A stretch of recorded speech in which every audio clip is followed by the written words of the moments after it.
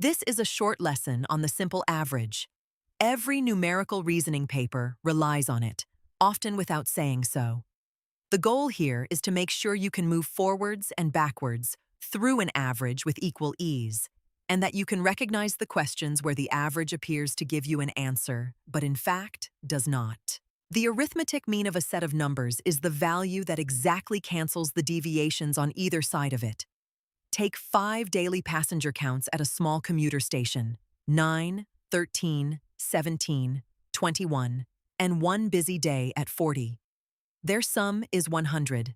Divided by 5 gives 20. 20 is not in the original set. That is normal. The mean is a constructed value, the only number for which the deviations above and below cancel exactly. Here, 4 days are below, contributing minus 21 in total, and 1 day is above, contributing plus 20. The mismatch of 1 is the rounding artifact of working in whole passengers.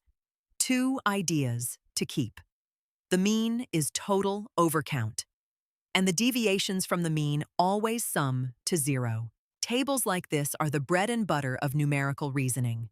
The question fixes 2 columns, the metal row of the workforce column and the metal row of the export revenue column, and asks for a ratio derived from them. Do the arithmetic in 2 passes. First, convert the table units. The workforce is in thousands, so 1.5 means 1,500,000 workers. The revenue is in millions of euros, so 1,876 means 1,876,000 euros. Then divide. Per worker per year, the answer is about 1,251 euros. Divide once more by 52 to convert from per year to per week, and you get a little over 24 euros per worker per week. The technique is general. Whenever a question asks for average X per Y, your job is to pick out the right row, convert units, and divide once. The same arithmetic runs in reverse. If you know the total and the mean, you can recover the count by dividing. Total euros divided by euros per worker leaves you with workers. This pattern shows up often. The question gives you 2 of the 3 quantities, total, count, mean, and asks for the third. Whichever one is missing, the relation total equals mean times count is enough to solve for it. Here is the same logic laid out step by step. Total comes to $1,876,000 and $1,000. Per worker, mean comes to one that does $250. Count comes to one that does $876,000, one that do 250, and dash one that 1,500 and 800. Working through the calculation in this order keeps the arithmetic clean. The mean shifts every time you add a new observation, and the shift is small and predictable.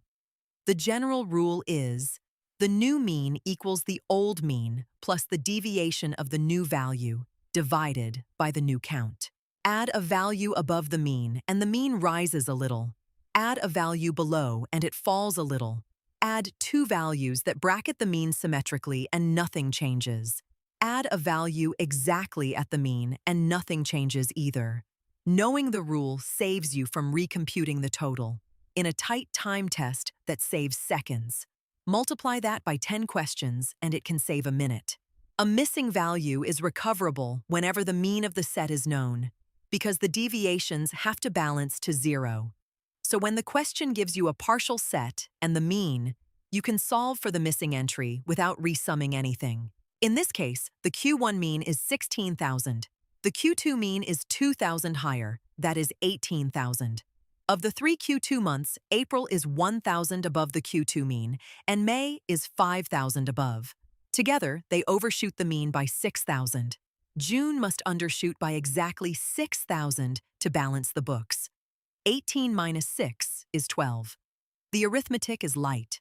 The skill is reading the question carefully enough to know which mean to anchor on. This is the question type that catches good candidates out. The table gives you German revenue today. 18% of $612 million, which is 110.16 million. If the growth had been exactly 9% every year, dividing by 1.093 times lands you on roughly 85 million, which sits right there in choice C. The trap is in the word average. Average annual growth of 9% does not mean 9% every year. It means the 3 yearly growth rates, whatever they were, averaged to 9. They might have been 7, 11, and 9. They might have been -5, 22, and 10. Each combination yields a different starting value 3 years ago. So when you see an average constraining a multi-year change, ask, can I pin down the individual years? If you cannot, the answer is cannot say. One last point. If the option list contains cannot say, pick it whenever the information is incomplete. If the option list says none of these instead, you are being asked whether any listed value could be correct. And choice C, which is a possible answer under the simplest interpretation, would then be the right pick. The simple average is the most basic statistic in the toolkit and the most commonly mishandled. Hold 3 things in mind. The mean is total overcount. The deviations from it sum to 0. And an average summarizing change over time tells you about the trend, not the path. Practice the inverse direction and the missing value direction until you can do them in your head. When the next lesson opens, weighted averages, these instincts will keep paying off. Here is the reference. The simple average is total value divided by the number of items. Rearranging gives you the total or the count from any 2 of the 3 quantities. Memorize these. Most numerical average problems reduce to one of these forms.